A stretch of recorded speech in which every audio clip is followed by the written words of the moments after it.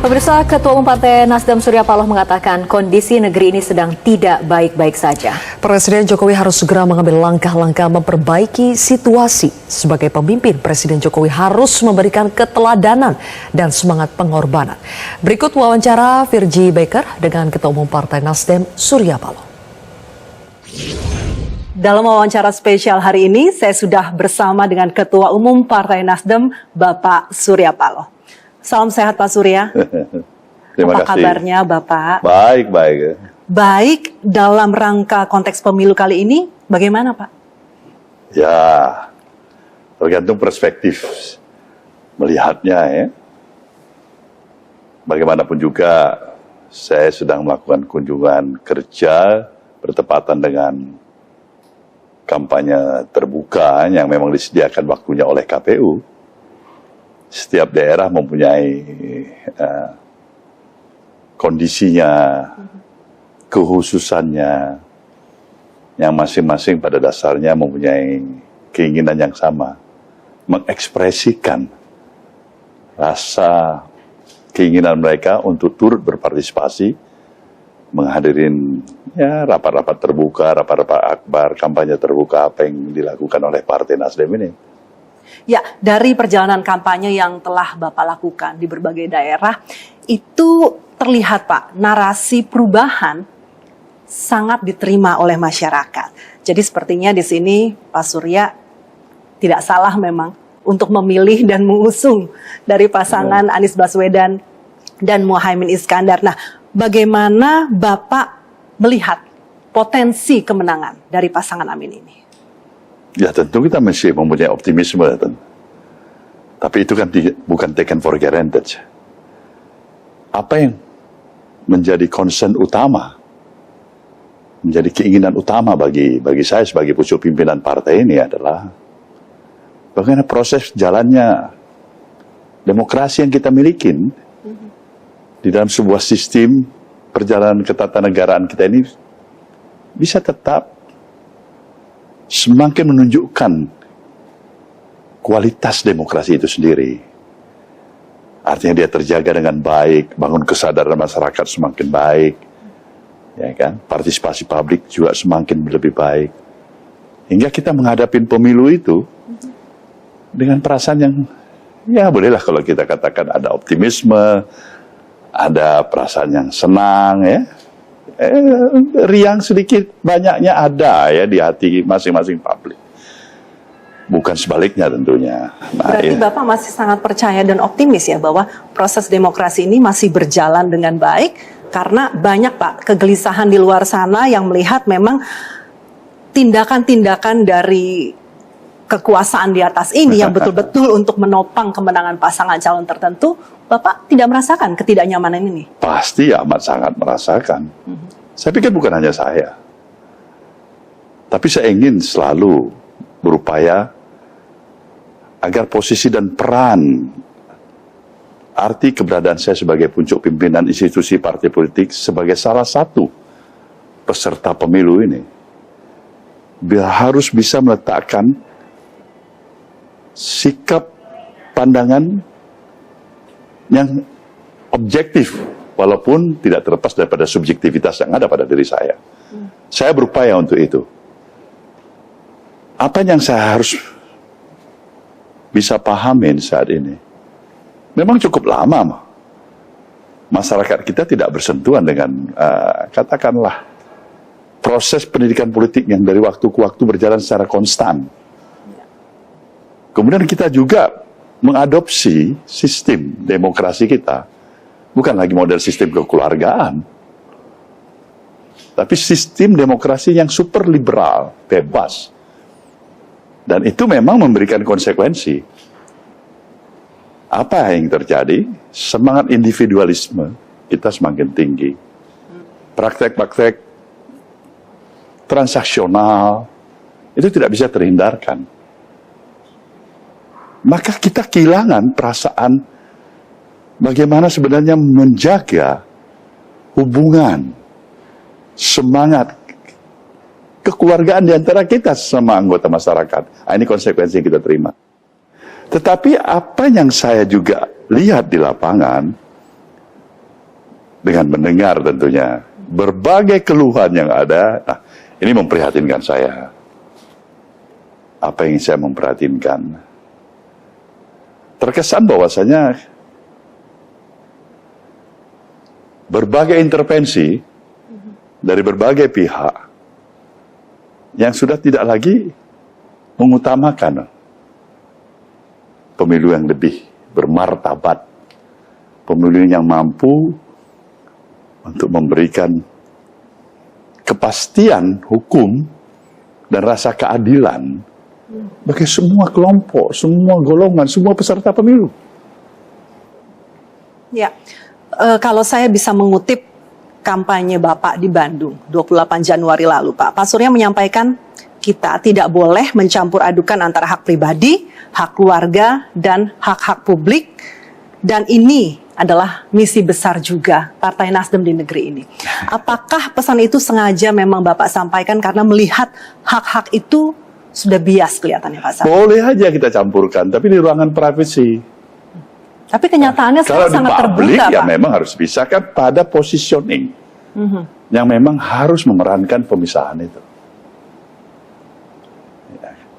Kita bisa memahami kalau masalah masyarakat umum, dalam tingkatan yang memang katakanlah latar belakang, status sosial yang mereka miliki sebagai orang kebanyakan, dengan keawaman berpikir mereka, berilah tingkat pemahaman, kita bisa mengerti itu.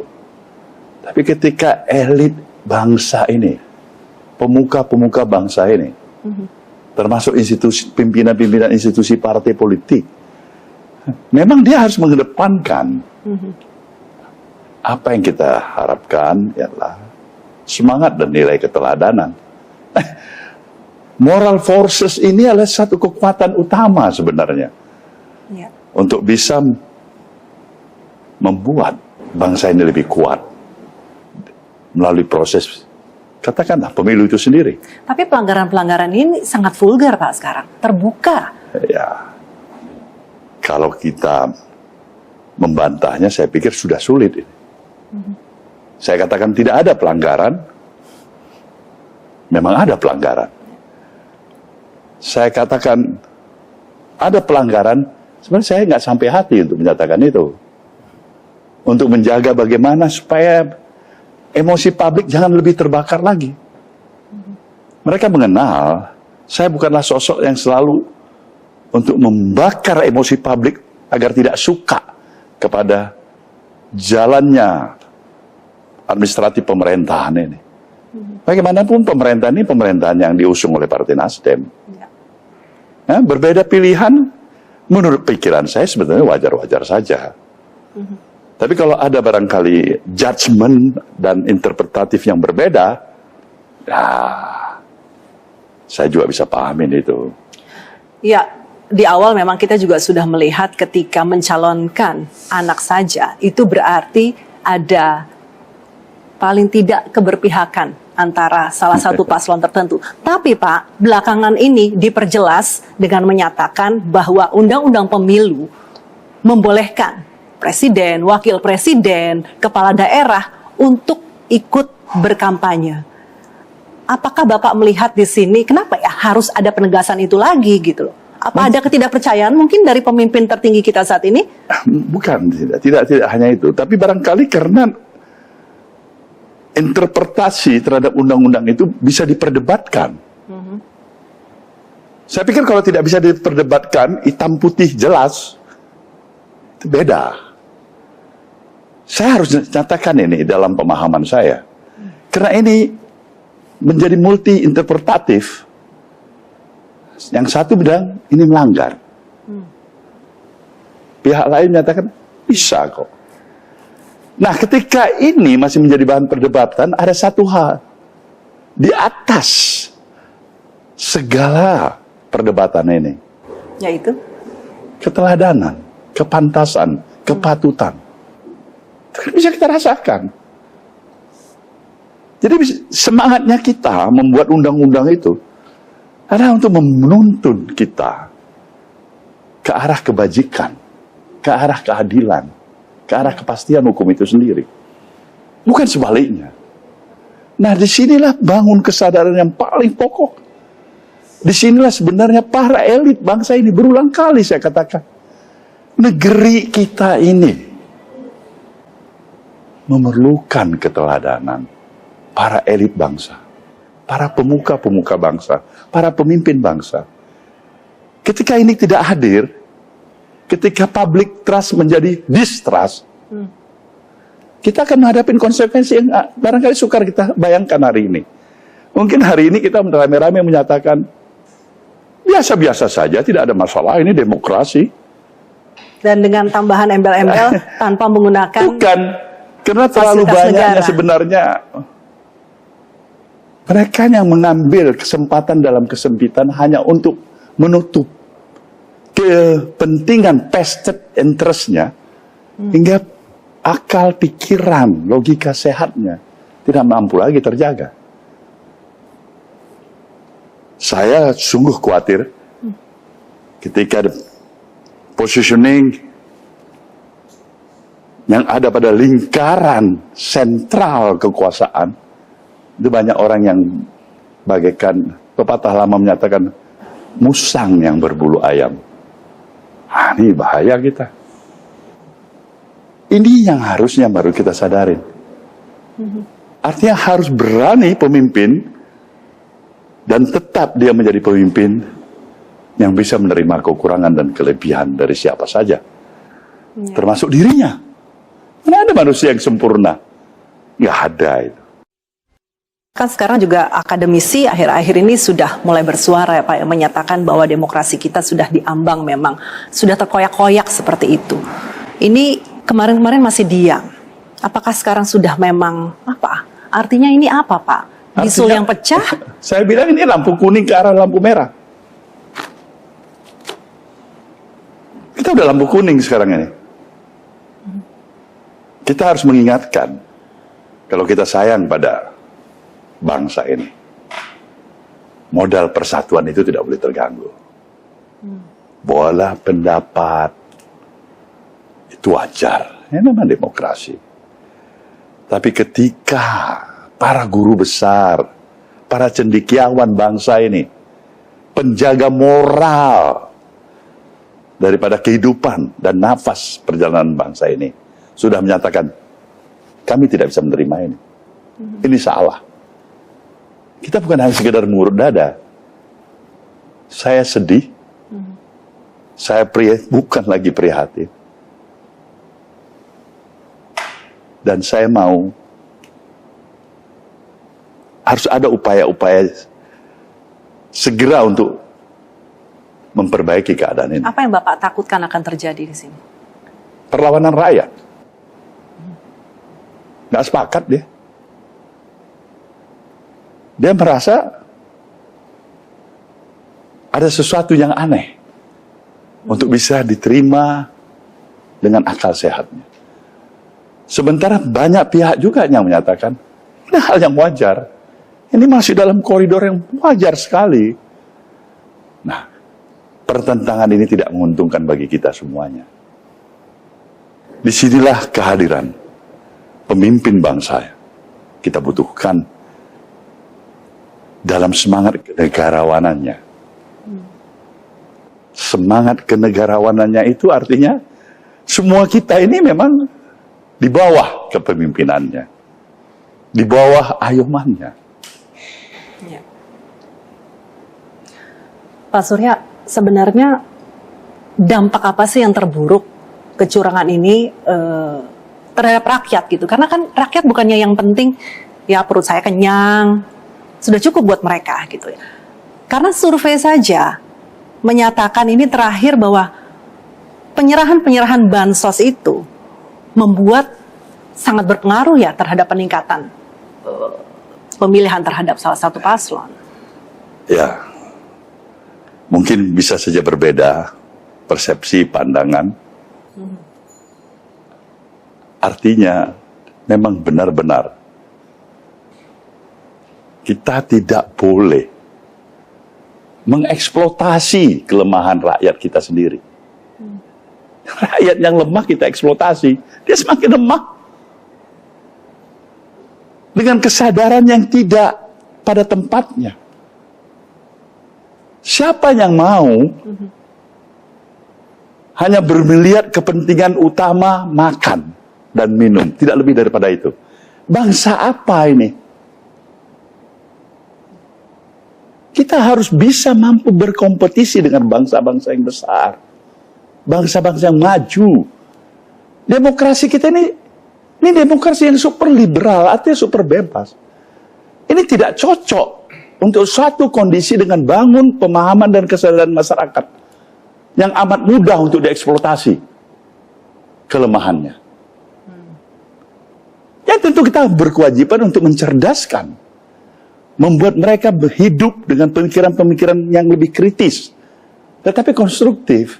Bukan hanya hak-hak yang mereka kenal, tapi juga mereka melaksanakan kewajiban-kewajiban untuk memberikan keseimbangan antara hak dan kewajiban mereka sebagai warga negara. Nah ini masih perlu disupervisi. Siapa yang bisa mensupervisi ini sekarang ini? Kita biarkan begitu saja? Enggak. Pemimpin yang punya otoritas, pemuka-pemuka, elit-elit bangsa, ini ikut bertanggung jawab. Termasuk diri saya. Kalau saya hanya menikmatin situasional, ketidakpahaman pada masyarakat luas, saya hidup dengan hidup yang luxuries, pola hidup yang luxuries, kemudian pidato kanan, pidato kiri, di tengah-tengah mereka yang memang tidak berdaya, maka tepukan yang hebat, pujian sanjungan, dan survei yang tinggi, bisa aja diatur. Kita mau cari apa sebenarnya? Jujurlah kita pada dua hal. Satu, menjaga kewarasan kita berpikir, dan nurani. Yang kedua, nurani hati nurani kita. Pak, tapi kejadian untuk ya itu memberikan sesuatu kepada para pemilih atau masyarakat pemilih ini semacam sangat umum ya dilakukan oleh caleg, oleh seluruh calon ya, dan seluruh partai politik melakukan itu. Artinya, apakah memang para calon-calon ini menganggap bahwa rakyat itu ya mengkerdilkan mereka lah gitu loh? Apakah bisa seperti itu? Karena nggak habis-habis Pak, begitu terus perputarannya dari setiap pemilu satu ke pemilu lainnya. Memang ini sudah merupakan satu habit yang hadir, satu kebiasaan yang ada di tengah-tengah kita. Pemilu harus diwarnai dengan pragmatisme transaksional. Boleh aja Nasdem menyatakan tanpa mahar. Dia uji coba. Dia sejauh mana dia bertahan. 2 kali pemilu dia bertahan. Apakah dia bertahan pada pemilu ketiga? Nah, kita lihat. Tapi itu cobaan juga.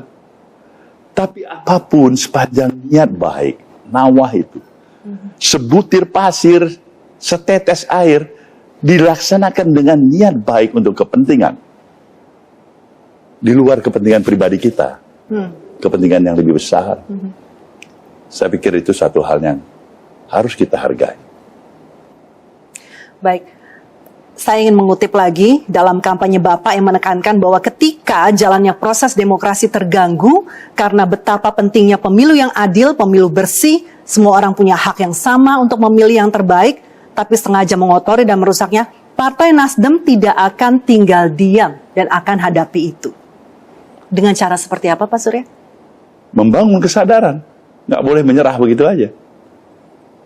Tapi bukan menganjurkan supaya kita berbuat onar. Kekuatan yang sesungguhnya itu adalah kekuatan memahami kelemahan dan kelebihan kita. Kekuatan untuk mampu terus membangun dan mempertahankan konsistensi daripada prinsip-prinsip dasar yang harus kita pegang. Itu kekuatan. Kekuatan juga untuk bisa menghargai secara fairness. Bahwa saya kompetisi ini tidak selamanya bisa kita menangkan. Bukan hanya arti menang dan kalah. Tapi dignity untuk menjaga kehormatan, jalannya kompetisi itu. Itu juga kekuatan. Itu bentuk-bentuk perlawanan yang kita mulai dari membangun semangat yang ada pada diri kita sendiri. Bentuk realnya Pak, nyatanya dari masyarakat harus seperti apa? Katakan pada masyarakat, Bahwasanya kalau mereka mau hanya sekedar memilih uang yang lebih banyak, pilihlah apa yang mereka pikirkan. Tapi ada konsekuensi di sana. Bisa saja pilihan itu bukanlah pilihan seperti apa yang mereka harapkan. Nah, ini kan bentuk perlawanan. Membangun kesadaran tadi, memberitahukan. Sama dengan saya berbicara dengan Anda. Sebuah interview ini. Pesan moralnya ini kan bukan hanya kepada sang penginterview. Pada hayalak masyarakat. Dan saya yakin dan percaya, ketika memang bangun kesadaran yang ada di kalangan masyarakat ini semakin hari terakumulasi semakin baik. Kita masih mampu Pak di tengah kondisi seperti ini, banyak intimidasi di luar sana. Pertanyaan balik, kalau kita nggak mampu, harus apa lagi? Apakah ini memang sumber dari keberanian Bapak ini karena memang seorang Bapak Surya Paloh yang sudah makan asam garam? Datang dari mana sih Pak keberanian Bapak ini? Saya tidak menganggap sendiri saya berani. Siapa bilang saya berani? Tapi saya berupaya untuk mempertahankan sebuah dignity, pride diri saya dengan keyakinan yang saya miliki. Saya berterima kasih pada negeri ini yang menghantarkan saya sudah dalam usia seperti ini dari apa yang saya miliki. Inilah refleksi daripada rasa terima kasih saya. Sekecil apapun atau sebesar apapun risiko yang ada, itu adalah bagian daripada konsekuensi rasa terima kasih saya pada negeri ini. Tapi saya bukan caleg, saya apa kepentingan saya? Saya juga bukan apa yang saya harapin. Rekam jejak saya, hubungan personal saya katakanlah dengan Presiden Jokowi. Kalau ada angka 5 jari, saya yakin saya masuk di antara ini, jari ini. Itu klaim sepihak. Mudah-mudahan tidak salah. Kabarnya tidak Pak, karena yang dengar-dengar di kabinet sana masih suka ditanya-tanya, Pak Surya apa kabar? Saya bersyukur sekali. Jadi itu juga modal besar. Bagaimana hubungan personal yang baik ini bisa terjaga. Tapi kebebasan berpikir kita, kalaupun kita berbeda pandangan, berbeda pikiran, ya, saya pikir kita cari, kita upayakan. Di mana titik temunya? Pak, bicara soal karakter pemimpin bangsa, sekarang ini lagi ramai dibicarakan soal karakter ini. Saya ingat sekali Pak, 2013 di Manado juga Pak, Bapak menanyakan kepada kami bagaimana pandangan kita ketika Bapak ingin mendukung dan mengusung Pak Jokowi pertama kali untuk menjadi capres di 2014. Bapak menjelaskan dengan sangat dalam mengenai karakter Pak Jokowi yang sangat cocok untuk memimpin bangsa ini. Nah, sekarang ini setelah Bapak berjuang, pasang badan Pak, dan kemudian sekarang melihat karakter pemimpin bangsa Pak Jokowi. Saat ini, Bapak kecewa, Bapak sedih, Bapak sakit hati? Saya harus akuin saya bersedih hati. Tapi bukan berarti bahwasanya saya tidak lagi memiliki hubungan yang baik dengan seorang Jokowi. Sedih pasti, kecewa pasti. Nah, tapi kan kecewa hari ini barangkali bisa terperbaiki besok hari, harapan kita. Langkah-langkah yang jelas itu kalau ditanya lebih dalam, apanya yang kecewa? Nah, saya kecewa karena situasi seperti ini tidak saya harapkan terjadi. Jokowi yang kita kenal adalah Jokowi yang memang mempunyai ya kan, kemampuan sebenarnya, semangat, yang bekerja keras, memiliki sikap yang penuh dengan rendah hati, mudah bergaul. Itu yang saya kenal. Sensitivitas ada. Keriangan, humoris juga ada. Jadi kalau sekarang para pihak menyatakan mereka tidak mengenal Jokowi, itu kesedihan utama bagi saya. Menangisin kenapa Jokowi berubah. Menyatakan Jokowi sekarang ini sadis, kejam. Jadi pemimpin yang tidak punya hati. Nah, itu saya bersedih. Saya harus mencoba meyakinkan ulang. Apakah memang seperti apa yang saya harapkan itu masih ada. Risiko tidak ada bisa aja. Saya sudah kehilangan semuanya. Tapi bolehlah saya berharap. Semangat, keterus terangan, spontanitas, dan prinsip-prinsip dasar yang harus saya pertahankan, saya harapkan itu tidak hilang dari apa yang saya pahami bagi diri saya. Baik. Kenapa? Karena pada dasarnya memang konsekuensi untuk menjadi kepala pemerintahan, presiden kepala pemerintahan, yang sekaligus juga sebagai kepala negara. Dia harus bisa untuk memberikan semangat keteladanan. Semangat pengorbanan juga. Ada nilai pengorbanan. Hak-hak privasi dia biasanya banyak yang hilang itu. Itu konsekuensi daripada seorang pemimpin bangsa. Iya Pak. Bicara soal pemilu Pak 2024.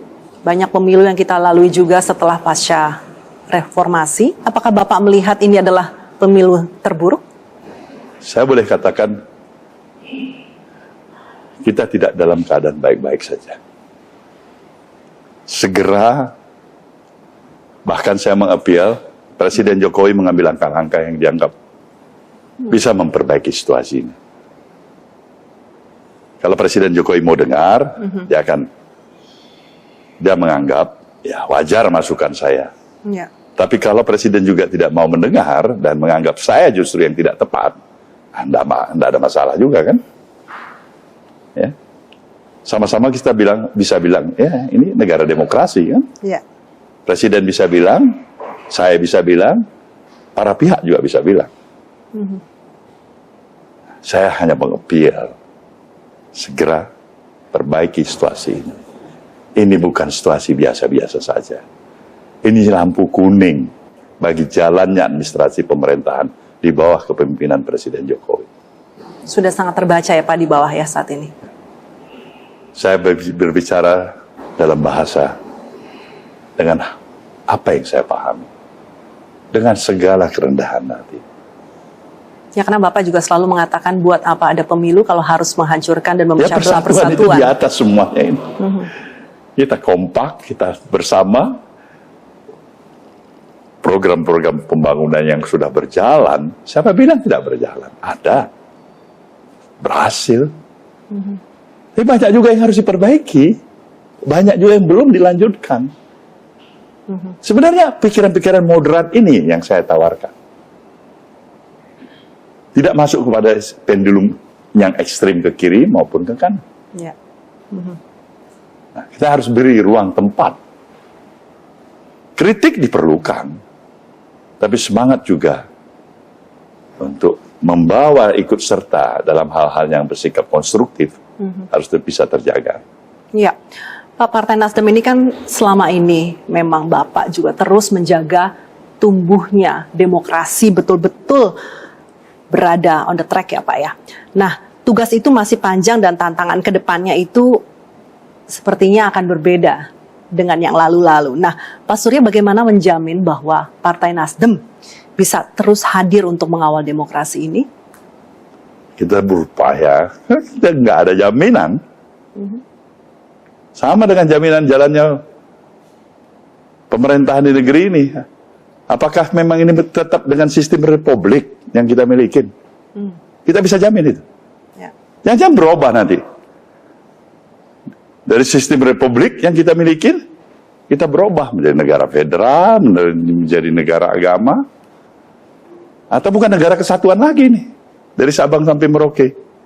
Gak ada yang bisa jamin itu. Untuk itulah tugas dan misi kita. Bersama membangun kesadaran kita.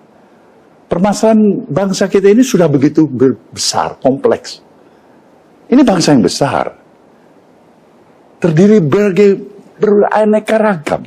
Etnik, suku, budaya. Ribuan pulau. Memang diperlukan pemimpin yang berjiwa besar. Ada spirit semangatnya. Jadi apa yang dikatakan oleh Bung Karno sebagai proklamator bangsa kita? Tugasku melawan penjajah dan tugas kami telah kami selesaikan. Dan cukup berat. Tapi tugas kalian bukan lagi melawan penjajah. Kalian akan berhadapan melawan bangsamu sendiri. Dan itu jauh lebih berat. Apa yang dikonstatir ini sebenarnya adalah mengingatkan kita. Bagaimana spirit persatuan kebangsaan kita ini harus kita tempatkan di tempat yang paling teratas. Dari semua model dan sistem apapun yang kita miliki. Ini yang harus terjadi. Semangat ini yang harus tetap terjaga. Tapi apa yang saya perlu ingatkan. Dan ini yang dikonstatir juga oleh proklamator bangsa kita bukan. Teruskanlah, jangan pernah terputus untuk melaksanakan nation and character building. Pendidikan bangsa. Kehidupan bangsa ini. Kita boleh memprioritaskan pembangunan infrastruktur kita, jalan kita, ya kan? Waduk-waduk kita, dan apa saja yang tertinggal. Pelabuhan-pelabuhan kita. Bahkan kita ingin membuat monumental baru untuk memindahkan ibu kota kita. Boleh. Apa yang salah? Tapi kita tidak boleh semata-mata heavy terhadap pembangunan fisik dan meninggalkan pembangunan yang fisik. Sejatinya dia harus paralel. Ya pembangunan fisiknya, ya pembangunan moralnya. Kita sekarang harus jujur mengakuin potret sosial kehidupan kemasyarakatan kita itu bukan seperti apa yang diharapkan oleh para pejuang-pejuang bangsa kita dalam kehidupan keseharian kita hari ini. Ya. Itu fakta yang ada. Nah, ini menjadi tugas besar. Ini menjadi katakanlah misi besar yang harus kita perjuangkan bersama. Saya tidak katakan ini salah si A, salah pemimpin ini masalah kita bersama. Karena ini bangsa kita bersama. Apa yang ingin Bapak sampaikan kepada masyarakat Indonesia, terutama anak-anak muda, untuk bisa menjadi bagian dari agen perubahan itu pada tanggal 14 Februari 2024 nanti? Pertama, tetap harus memiliki optimisme. Tak boleh hilang. Itu modal. Kedua, berani untuk mengenal diri sendiri secara objektif. Karena tidak ada kita yang sempurna. Kita harus bisa memahami di mana kelemahan kita.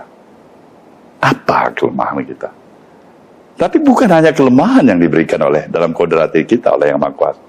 Kita juga diberikan kelebihan. Nah, kelemahan ini yang harus kita pinggirkan. Jangan kita tonjolkan, kita utamakan ke depan. Tapi kelebihan kita yang kita utamakan. Tetaplah optimis. Sebuah siklus akan terjadi terus, transformasi generasi harus terjadi.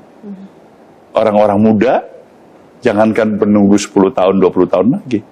Sekarang pun sudah ada orang muda Ada orang muda jadi cawapres. Umur 35 tahun nanti. Itu sebuah terobosan. Terlepas apapun juga.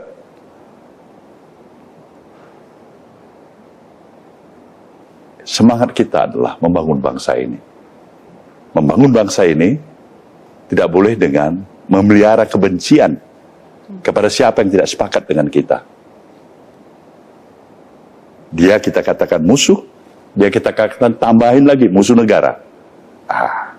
Itu saya pikir harus kita tentang. Demokrasi memberikan hak dan kebebasan yang sama dalam bersarikat, dalam mengeluarkan pendapat, dalam mengeluarkan pikiran. Di sanalah keteladanan berperan. Institusi-institusi pemerintahan ini, yang memang sumpah dan jabatannya untuk apa? Menjaga rakyat. Ya rakyat. Nggak ada dia bilang menjaga kelompok, menjaga partai A, menjaga nomor urut nomor sekian supaya menang di pemilu. Perintahkan semua pelaksana tugas bupati, wali kota, kepala desa, atur KPU, menangkan. Ini calon ya, harus menang. Awas kalau nggak menang kamu. Saya cari-cari masalah kamu. Kamu mau ditangkap. Ini yang kita tentang. Ini jeritan hati sekarang para peserta pemilu. Di sini yang saya berbeda pandangan barangkali kepada siapapun barangkali yang masih mengatakan kita biasa-biasa saja dalam demokrasi. Tidak. Sudah lampu kuning tadi Bapak. Ini yang saya katakan lampu kuning. Saya telah mengikuti pemilu yang cukup lebih lama dalam usia seperti ini. Harapan saya, seperti saya katakan tadi, mudah-mudahan Presiden Jokowi sebagai kepala negara bisa mengambil langkah-langkah yang dianggap tepat, strategis dalam waktu yang sesingkat-singkatnya. Itu harapan saya. Itu mungkin harapan rakyat. Kita doakan yang terbaik untuk bangsa ini. Baik. Bapak Surya Paloh, Ketua Umum Partai Nasdem, terima kasih Pak atas waktunya. Sukses terus untuk kampanyenya dan semoga persatuan terus terjadi sebelum dan juga pasca pemilu ya Pak ya. Rakyat masih tetap sama-sama. Tanpa baperan ya Pak, kata anak muda sekarang. Terima kasih Pak Surya. Baik.